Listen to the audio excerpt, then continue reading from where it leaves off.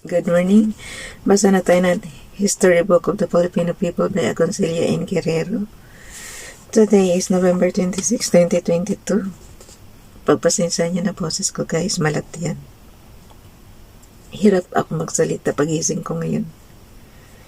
History of the Filipino People, Part 2, The Spanish Period, Topic 6, Philippine Society under Spain. Dito tayo sa paragraph Galleon Trade. Buksan niyo yung history book guys, kapwa ko Pilipino. Yung mga kapwa ko Pilipino dyan, basa na yung ating history book. Okay, Galleon Trade. Basa. Galleon Trade, pre-colonial Philippines enjoyed a flourishing commerce with other Asian countries, particularly China. For some time after the Philippines had come under Spanish sovereignty, the colony maintained trade relations with Latin American countries. In accordance with the doctrine of mercantilism, however, Spain closed the colony late in the 16th century to foreign commerce and allowed only two countries, China and Mexico, to trade with the Philippines. Trade with other countries of Asia was placed under the most stringent restrictions. Consequently, the Galleon Trade of Manila-Acapulco Trade, though more properly it should be called Acapulco-China Trade, was the only foreign trade activity for more than 2 centuries.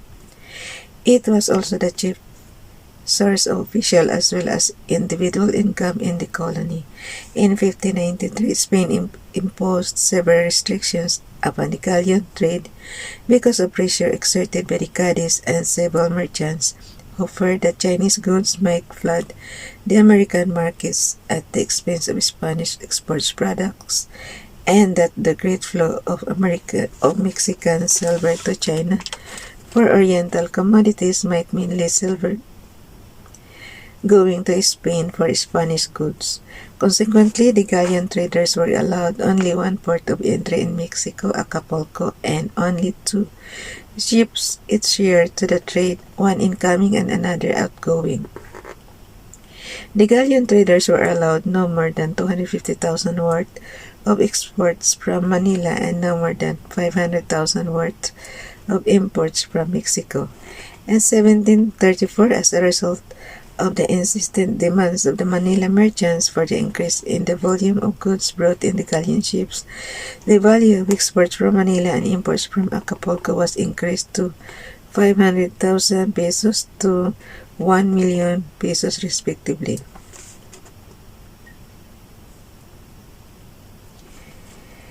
The Spaniards were apprehensive of the possible dire effects of frequent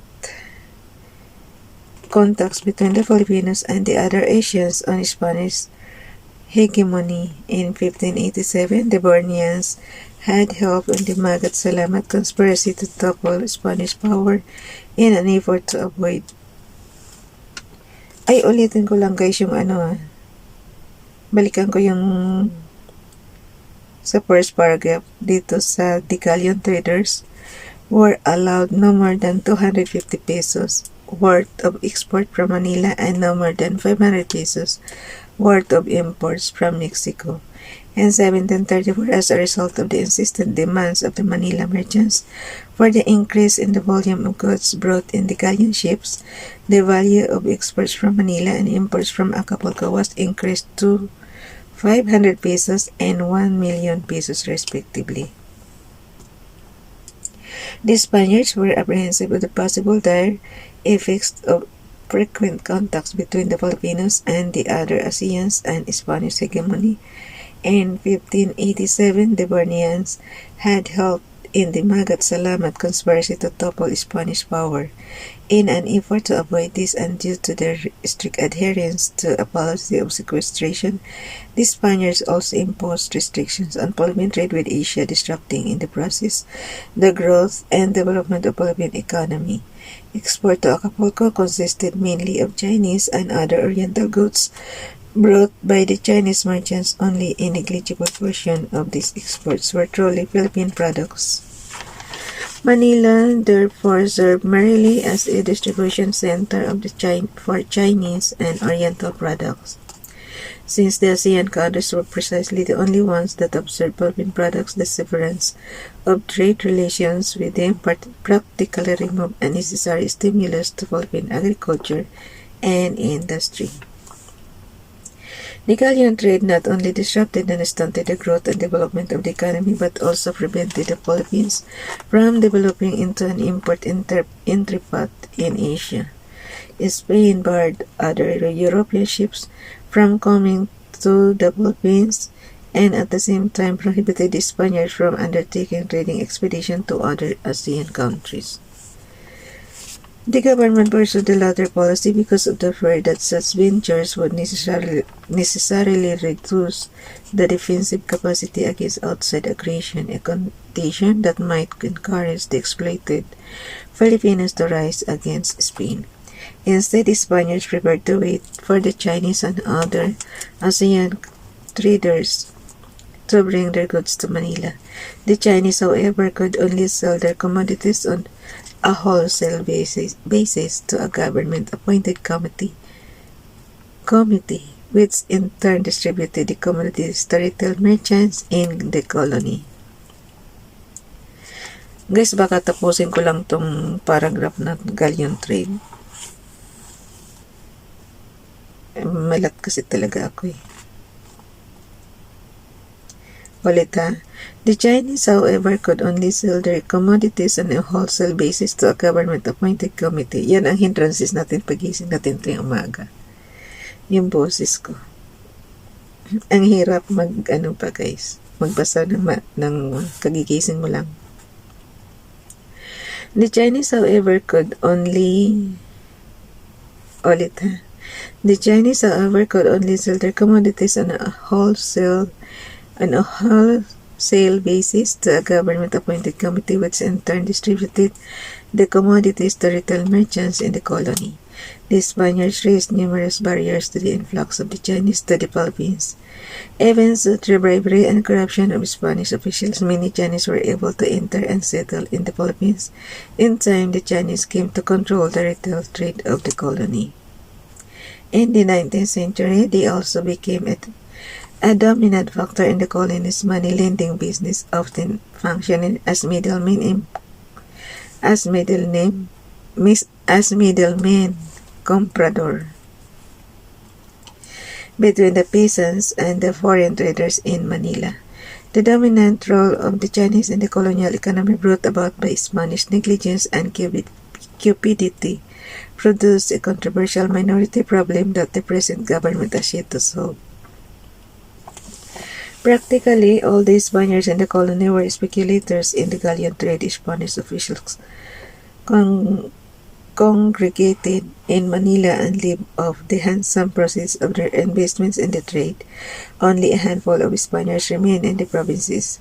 The parish priest in particular was left alone to govern the municipalities. Ulit guys, the parish priest in particular was left alone to govern the municipalities.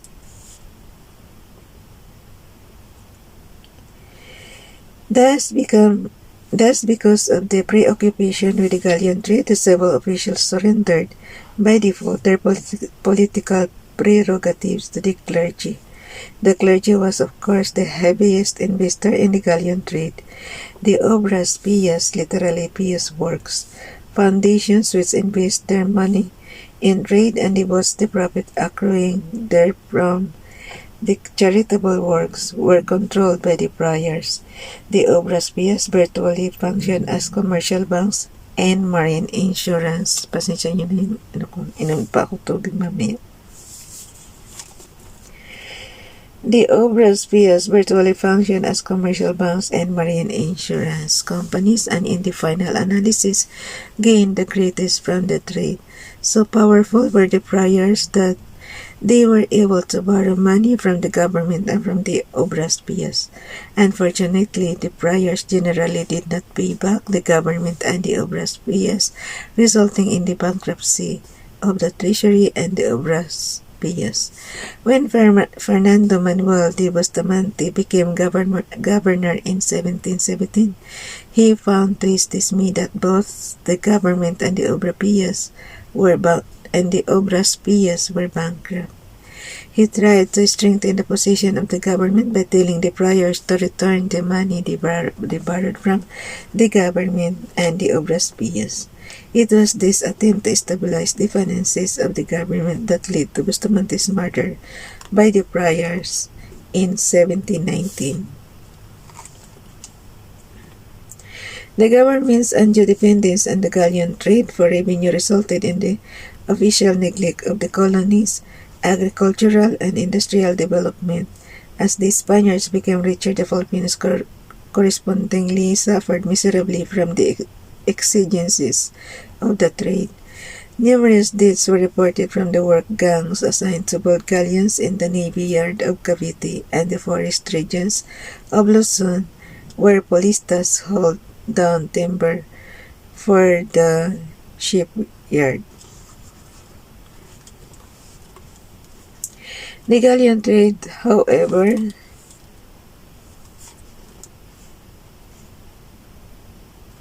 had some beneficial effects. Ulit guys. The galleon trade, however, had some beneficial effects. The Obras Pias used the profits obtained from the trade to maintain hospitals, orphanages, and other charitable projects. The galleons were the only means of communication between the Philippines, Spain, and Mexico. The ships brought legislation due for implementation in the colony, as well as new instruments and devices that in one way or another help in the development of scientific awareness in the Philippines. But these benefits were only incidental and did not outweigh the cumulatively injurious effects of the galleon trade upon the Filipino people. Guys, bukas na itong Basco Economic Reform. Sirap talaga ako magsalita. Pasensya na. Bye everyone. God bless.